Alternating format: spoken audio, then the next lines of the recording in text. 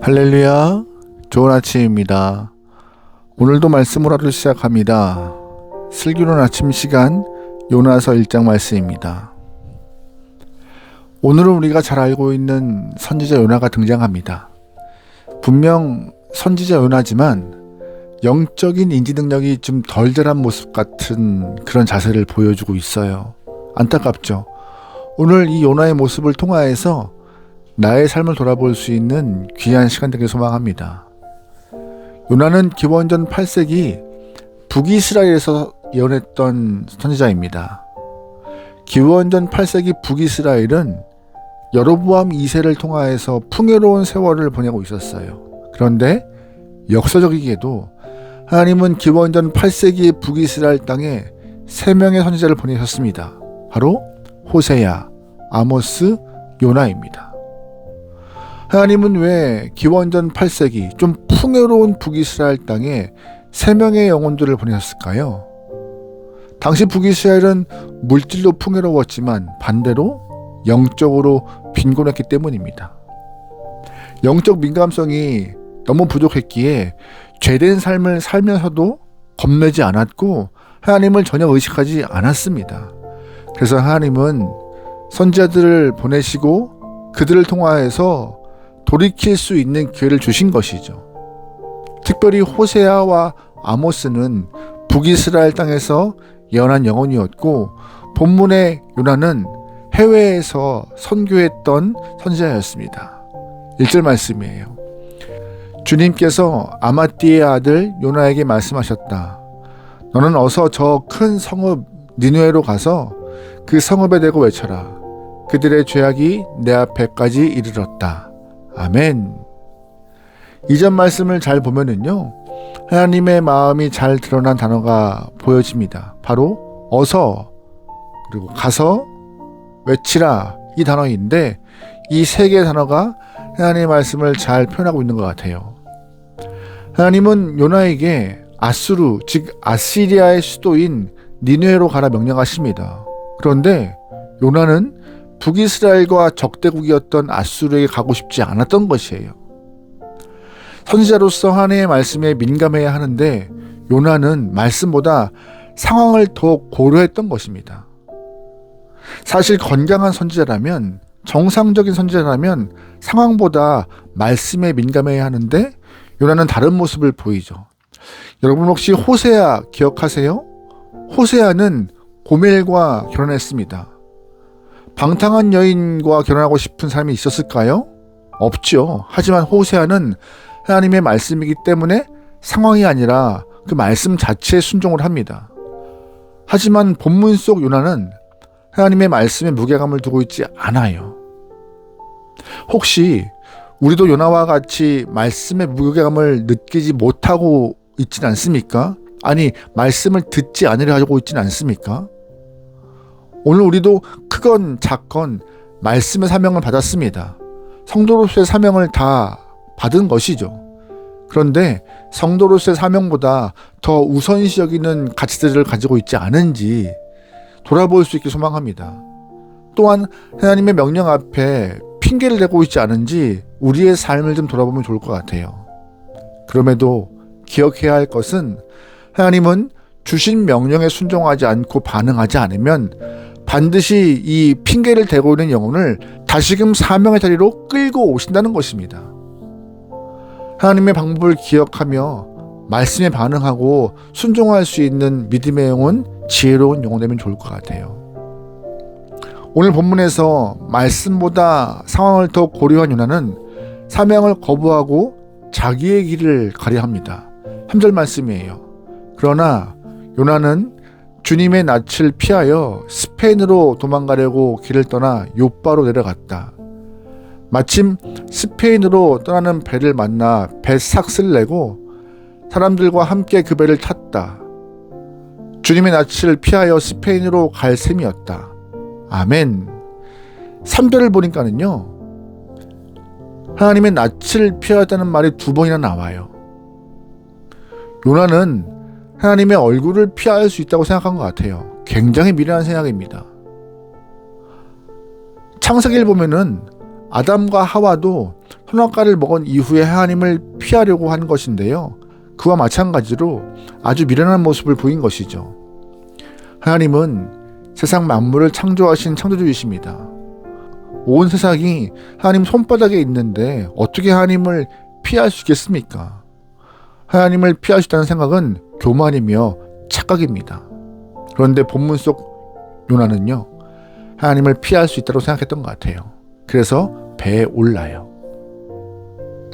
여러분, 하나님을 피하려고 배에 오른 요나의 모습을 보시면요, 좋은 상황이 펼쳐지는 것 같아요.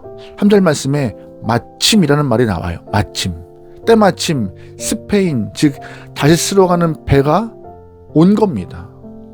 하나님의 말씀을 듣지 않고 피했는데 시간 맞춰 배까지 들어오는 거예요. 모든 상황이 잘 들어맞는 것 같습니다. 아마 요나는 하나님의 인도하심이라고 생각할지 모릅니다. 하지만 그러한 생각은 하단마귀가 준 생각입니다. 여러분 잘 기억하셔야 해요. 하나님은 사명자에게 사명을 피할 길을 주신 적이 없습니다. 오히려 사명을 방해하는 하단마귀가 그의 생각을 흐트러뜨리는 것이죠. 간혹 우리가 사명을 피하여 다른 길을 가고 다른 일을 하다 보면 생각보다 일이 잘 풀리는 경우가 있습니다. 돈도 많이 벌고 인간관계도 잘 풀리는 경우요. 좋은 일이 자주 일어나는 때가 있어요. 하지만 사명을 피한 자에게 주시는 은혜가 있을까요? 없습니다. 본문에서도 사명을 피하라고 하나님이 배를 주셨을까요? 그러진 않습니다. 사명을 피할 때 좋은 일이 발생하면 그때는 하단마귀가 만드는 일이구나 라고 생각해야 합니다. 하나님의 일을 방해하려는 하단은요, 하나님을 피하려고 우리의 길을 열어주는 거예요. 여러분 그러기에 사명자는요, 그냥 그 길을 가는 것이 가장 복된 것입니다. 가장 지혜로운 것이고요. 게다가 3절을 다시 보세요. 사명을 피한 자의 삶이 어떠한 모습인지요. 계속 내려갑니다. 3절 말씀에 요나가 도망가면서 욥바로 내려가요. 내려간다는 표현이 나옵니다. 그리고 또 한 번 내려간다는 표현이 나와요. 사실 한글 성경에서는 보이지 않는 말인데요. 히브리 성경을 보면은요, 배에 탔다라는 이 탔다의 단어가 히브리어로 볼 때 내려가다라는 뜻을 갖고 있는 야라드라는 말입니다. 다시 말해서 내려가고 내려간 거예요. 사명을 피하니 그의 삶의 모습은 내려가고 내려간 것입니다. 말씀을 순종하지 않고 사명을 저버린 요나의 인생이 하나님을 피하려고 배를 탔지만 결국 그의 인생은 내려가고 내려가는 내리막길의 인생을 걷고 있다는 의미를 우리는 잘 기억해야 하는 것입니다. 그런데 3절만 이런 표현이 나와요? 아닙니다. 5절 보세요. 뱃사람들은 두려움에 사로잡혀 저마다 저희 신들에게 부르짖고 저희들이 탄 배를 가볍게 하려고 배 안에 실은 짐을 바다에 내던졌다. 요나는 벌써부터 배 밑창으로 내려가 누워서 깊이 잠들어 있었다. 아멘. 5절 말씀 보시면 요나는 배 밑창으로 또 내려가요. 깊이 잠에 빠집니다. 이 배 밑창에 내려간 것도 야라드입니다. 히브리 말로. 하나님의 얼굴을 피하는 사람이 배를 탔지만 그 영혼은요, 내려가고 내려가고 또 내려간 것입니다. 자기는 스페인, 즉 다시스로 가는 배를 타고 하나님의 얼굴을 피했다라고 생각할지 모르나 실제로 그의 인생은 점점점 밑바닥으로 곤두박질 치고 있는 상황인 것이에요. 사명을 피하는 것은 이렇게 영적인 죽음이고 절망으로 가는 것입니다. 그런데 문제는 사명을 피한 영혼은요, 영혼이 점점점 감각이 무뎌집니다. 둔해져요. 4절 말씀이에요. 주님께서 바다 위로 큰 바람을 보내시니 바다에 태풍이 일어나서 배가 거의 부서지게 되었다. 뱃사람들은 두려움에 사로잡혀 저마다 저희 신들에게 부르짖고 저희들이 탄 배를 가볍게 하려고 배 안에 실은 짐을 바다에 던졌다. 요나는 벌써부터 배 밑창으로 내려가 누워서 깊이 잠들어 있었다. 아멘. 지금 폭풍 때문에 배가 흔들리고 있는데 이것은 하나님을 노하게 했던 요나 때문에 발생한 일입니다. 근데 잘 보시면 믿음이 없는 선장을 비롯하여서 선원들은 자신들이 섬기는 신에게 도움을 요청하고 있어요. 그리고 배를 가볍게 하기 위하여서 모든 물건을 버려버려요. 하지만 요나의 모습 보세요. 배가 흔들리고 폭풍이 몰아쳐도 상황을 인지하지 못합니다. 무심해요. 이것은 절대적인 영적 평안함이 아니에요. 영적인 무지에서 오는 것이죠. 주변에 일어난 상황들에 둔감한 요나의 모습을 볼 수 있습니다. 여러분, 사실 선지자는 누구보다 환경에 예민해야 해요. 왜냐하면 하나님께서 환경을 통해 말씀하시는 경우도 있기 때문에 선지자는 항상 예민하고 깨어 있어야 합니다. 그런데 하나님의 낯을 피하려고 도망한 요나의 모습 보세요. 영적으로 감각이 아주 무뎌서 잠을 자고 있습니다. 느낌이 없어요. 어떤 일이 일어나도 그 일을 통하여서 하나님의 뜻을 깨닫지 못하는 그런 미련한 영혼이 된 것이죠. 여러분, 우리가 이런 영혼 되면 곤란합니다. 믿지 않은 사람들조차 자신이 섬기는 신의 이름을 부르면서 애원하고 있는데 요나는 깊이 잠들어 있었어요. 이뿐인가요? 아닙니다. 10절 보세요. 그가 그들에게 대답하였다. 나를 들어서 바다에 던지시오. 그러면 당신들 앞에 저 바다가 잔잔해질 것이요. 바로 나 때문에 이 태풍이 당신들에게 닥쳤다는 것을 나도 알고 있어. 아멘. 보시면 요나가 제비를 뽑히는 과정 가운데 지금 발생한 이 문제가 자신으로 인하였다는 것을 알게 돼요. 깨닫게 돼요. 그런데 요나의 모습은 기도하지 않아요. 회개하지 않아요. 오히려 자신을 바다에 던지라 합니다. 어찌 보면 멋진 사람같이 보여요. 책임지라는 모습처럼 보입니다. 하지만 이것은 만용입니다. 그는 선지자로서 하나님 앞에 무릎을 꿇어야 하는데 무릎을 꿇고 기도하면서 하나님, 나 때문에 이 풍랑이 일어났습니다. 저들은 죄가 없습니다. 풍랑을 잠잠케 해주세요라고 기도해야 되는데 사명을 잃어버린 선지자는 무릎 꿇지 않아요. 고집스럽게 그냥 스스로의 삶을 던져버립니다. 오늘 본문 속 요나의 모습을 통하여서 우리의 모습이 보이지 않으십니까? 만약 하나님께서 각자에게 주신 사명을 기억한다면 여러분, 사명대로 행하십시오. 그래야 합니다. 하나님께서는요, 각자의 달란트에 맞게 사명을 부여주셨습니다. 어떤 이는 섬기는 사명으로, 어떤 이는 베푸는 사명으로, 어떤 이는 돌보는 사명으로, 어떤 이는 가르치는 사명으로.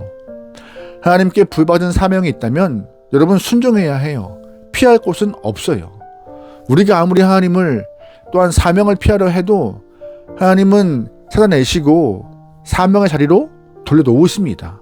본문을 보세요. 하나님은 고집스러운 요나, 영적인 감각이 무뎌진 요나를 향하여서 물고기를 준비하시는 모습이 나와요. 17절입니다. 주님께서는 큰 물고기 한 마리를 마련하여 주셨다가 요나를 삼키게 하셨다. 요나는 사흘 밤낮을 그 물고기 뱃속에서 지냈다. 아멘. 하나님은 요나의 영적 무지와 고집을 알고 계셨기에 미리 큰 물고기를 예비하셨고 요나는 물고기 뱃속에서 3일 동안 있게 되었습니다. 왜요? 요나의 힘을 빼신 것이죠. 결국 요나는 캄캄한 물고기 뱃속에서 무릎을 꿇게 돼요. 여러분, 그러기에 우리의 인생의 캄캄한 물고기 뱃속에 되기 전에 각자의 사명을 기억하며 무릎 꿇는 자녀, 사명에 순종할 수 있는 지혜로운 영혼 되어야 합니다. 그랬으면 좋겠어요. 오늘 하루도 하나님이 나에게 주신 사명을 기억하며 발견하고 실천할 수 있는 믿음의 영혼 되어 주 앞에 기쁨을 돌릴 수 있는 우리의 삶 되기를 소망합니다. 오늘도 순종하여 승리합시다. 기도하겠습니다. 사랑의 하나님, 우리에게 성도로서의 사명을 부여하심을 기억합니다. 사명 잘 감당하기 원하오니 우리에게 능력과 힘과 결단을 통하여서 주 앞에 나아갈 수 있는 귀한 영혼들에게 인도하여 주시옵소서. 사명을 저버리는 어리석은 영혼 되지 않기 원합니다. 주님이시여, 언제나 주의 뜻에 부합된 삶을 살기 위하여서 애쓰기 원하오니 우리와 늘 동행하소서. 모든 걸 맡기오며 예수님의 이름으로 기도합니다. 아멘.